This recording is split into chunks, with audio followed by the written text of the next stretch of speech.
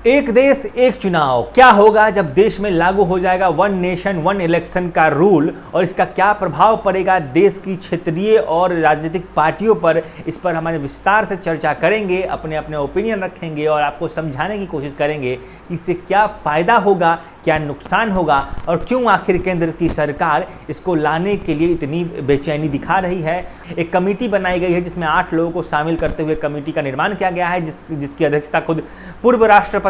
रामनाथ कोविंद भी कर रहे हैं। और कहा जा रहा है कि हो सकता है सदन में केंद्र सरकार एक देश एक चुनाव के लिए कोई बिल लेकर भी आ जाए और शायद पास भी करवा ले। फिलहाल मैं प्रकाश चंद्रा और आप देख रहे हैं प्रकाश वाणी। इस खबर पर आगे चलने से पहले आपसे एक अपील है कि अगर चैनल पर नए हैं, पहली बार आए हैं या फिर प्रकाश वाणी को सपोर्ट करना चाहते हैं तो चैनल को सब्सक्राइब कर दीजिए। फेसबुक पर ये वीडियो देख रहे हैं तो पेज को फॉलो कर लीजिएगा और साथ ही इसे वीडियो को शेयर भी कर दीजिएगा।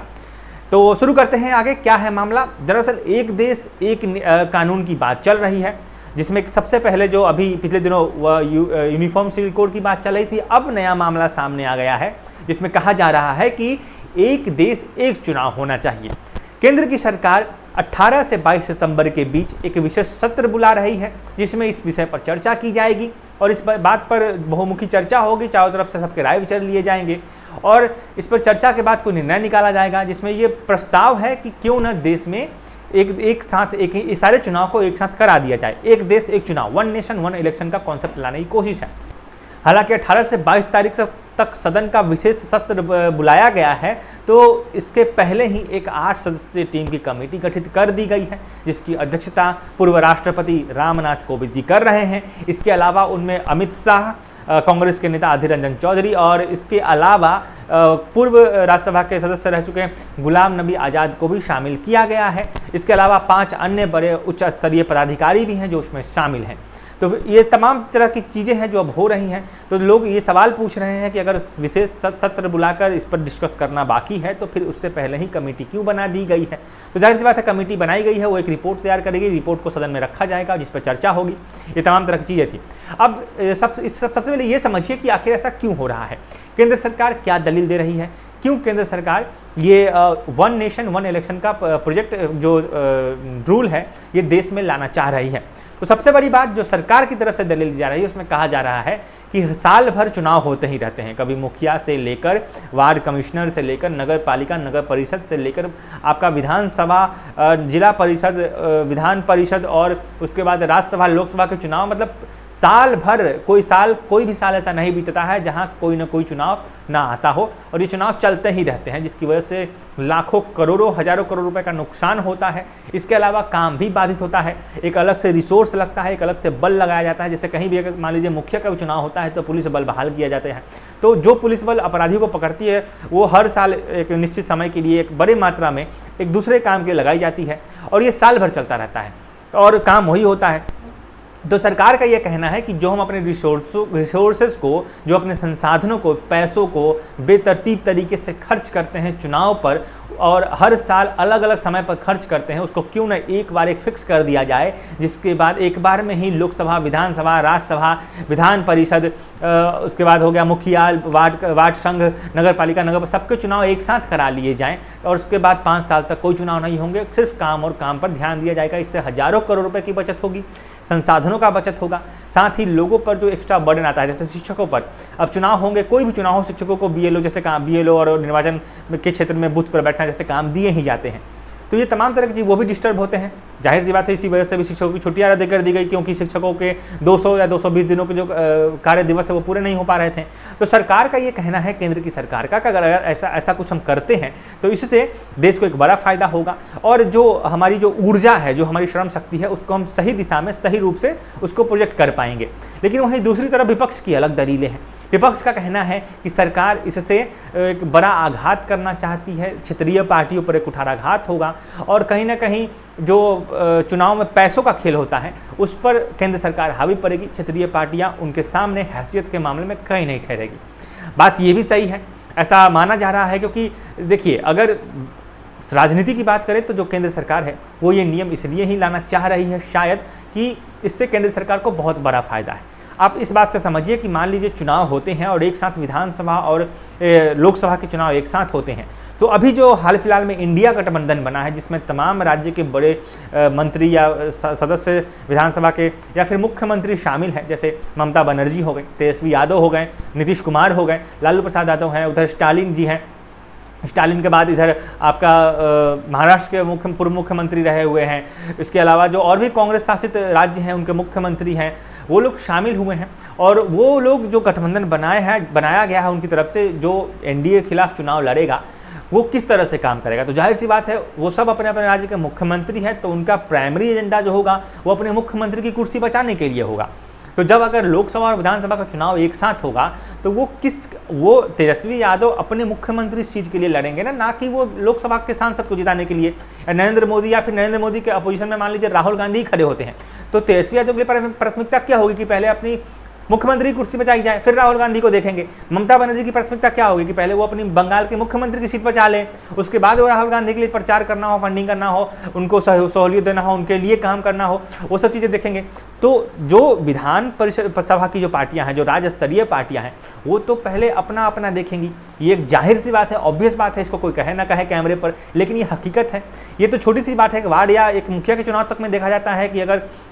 कोई वार्ड है तो वार्ड अपना चुनाव लड़ता है, मुखिया साहब अपने चुनाव लड़ते हैं और उसका नुकसान हो जाता है। तो इसलिए कहा जा रहा है कि जब ऐसा कुछ होगा तो जो इंडिया गठबंधन बना है उसके लिए वन नेशन वन इलेक्शन एक काल के समान है। मतलब अगर ये बिल पास हो गया संसद से और अगर वन नेशन वन इलेक्शन पर सरकार उसको लागू कर देती है और अगला चुनाव इसी तरीके से होता है कि एक चुनाव हो, तो जाहिर सी बात है इंडिया गठबंधन वहीं से बिखर जाएगी और अगली बार मोदी सरकार का बनना तय माना जाएगा। तो वही दूसरी तरफ ये भी कहा जा रहा है कि जो क्षेत्रीय पार्टियां हैं, जो लोकल रीजनल पार्टियां हैं, जैसे मान लीजिए कि आपका बिहार में है उपेंद्र कुशवाहा की पार्टी है, मुकेश सहनी की पार्टी है, चिराग पासवान भी क्षेत्रीय पार्टियों में आते हैं, पशुपति पारस की अपनी पार्टी है और भी बहुत सारी पार्टियां हैं, पप्पू यादव की पार्टी है। तो जब एक तरफ जहां केंद्र की सरकार या बड़ी पार्टियां, कांग्रेस भाजपा जैसी बड़ी पार्टियां 2500-300 हेलीकॉप्टर लेकर चुनाव प्रचार में उतरती हैं, करोड़ों अरबों रुपए खर्च कर देती है, सोशल मीडिया IT सेल काम करता है, बड़ी बड़ी रैलियां होती हैं, उसके सामने उस तमाम तैयारियों के सामने क्षेत्रीय दल अपना प्रचार किस तरह से कर पाएंगे, किस तरीके से जनता का वोट ले पाएंगे। और अगर जनता का वोट नहीं ले पाएंगे, वो वोट अगर सीधे केंद्र की तरफ ट्रांसफ़र होता है, केंद्र में चाहे जो भी हो, मतलब यही नहीं कि बीजेपी, कांग्रेस हो या किसी भी पार्टी को, जो बड़े पार्टियाँ हैं, जो पैसे वाली पार्टियाँ हैं, उनकी तरफ अगर हस्तांतरित होता है, मसलन मान लीजिए ना कि पटना है या किसी और बिहार के क्षेत्र में अगर कोई कांग्रेस का उम्मीदवार है, लोकसभा सांसद के लिए खड़ा हो रहा है, हाजीपुर से मान लीजिए पशुपति कुमार पारस खड़े हो गए जो एनडीए की तरफ से आएंगे, और वहाँ पे अगर जाप का कोई नेता खड़ा हो, उसके पास ना तो पैसे हैं ना लोगों का उतना समर्थन है, और एक तरफ पशुपति पास का पैसे भी हैं, केंद्र का फंडिंग भी आएगा, हेलीकॉप्टर भी उतरेंगे, हो सकता है मोदी जी उनके लिए प्रचार करने उतर जाए, तो जो क्षेत्रीय पार्टियां हैं उनको तो सीटें ही नहीं आएंगी, और जब सीटें ही नहीं आएंगे तो उनका तो पार्टी का अस्तित्व खतरे में पड़ जाएगा। तो फिर वही होगा, खरीद फरोख्त होगा, भैया हम तुम्हारे 10,000 वोट काट सकते हैं, हमको 2-4 करोड़ रुपया दे दो, हम बैठ जाएंगे। तो ये सब चलने वाला है। तो तब वहाँ से जो रास्ता निकलेगा उसका एकमात्र मकसद यही हो जाएगा कि क्षेत्रीय पार्टियाँ खत्म हो जाएगी, या फिर यूँ कह लीजिए कि क्षेत्रीय पार्टियाँ उस स्थिति में बनेंगी ही इसलिए ताकि वो कल को एक मोटी रकम के साथ दूसरे बड़े पार्टियों से बिक सकें। ये तमाम तरह की चीज़ें हो सकती हैं। तो वन नेशन वन इलेक्शन के फ़ायदे जहाँ एक तरफ सरकार बड़े पैमाने पर दिखा रही है, जो कि बहुत व्यापक और बहुत वाकई हकीकत की बात है कि वो फ़ायदा होगा, लेकिन वहीं दूसरी तरफ जो लोकतंत्र की मजबूती कही जाती है क्षेत्रीय पार्टियों को, क्योंकि भारत विविधताओं का देश है, यहाँ पे हर जात हर धर्म का एक नेता है जो अपने जाति अपने धर्म का प्रतिनिधित्व करता है, और वो अगर कमज़ोर होने लगेगा और केंद्र मजबूत होने लगेगा और केंद्र में ही सारी शक्तियाँ अगर समाहित होने लगेगी तो कहीं ना कहीं तानाशाही बढ़ने का खतरा रहता है। केंद्र को चुनौती देने वाली पार्टियां अगर समाप्त हो जाएंगी तो कल को हो सकता है डिक्टेटरशिप की तरफ देश बढ़ जाए, तानाशाही की तरफ देश बढ़ जाए। तो ये एक बड़ा पहलू है जिस पर विचार किया जा रहा है, और ये भी कहा जा रहा है कि कहीं इसका नुकसान होगा, क्योंकि सबसे बड़ी बात है, एक बात तो तय है कि अगर किसी भी तरीके से सरकार साम दाम दंड भेद लोकसभा राज्यसभा जैसे भी खरीद फरोख्त किसी भी तरह से बहुमत जुटाकर अगर सरकार वन नेशन वन इलेक्शन के इस प्रस्ताव को सदन से पास करवा लेती है, बिल के रूप में इसको ले आती है, और अगर अगला चुनाव इसी मुद्दे पर होता है, क्योंकि कहा जा रहा है कि नवंबर महीने में भाजपा ने 75% से अधिक हेलीकॉप्टर्स को बुक कर लिया है। अब सवाल ये उठ रहा है कि जब चुनाव नहीं है नवंबर में तो क्यों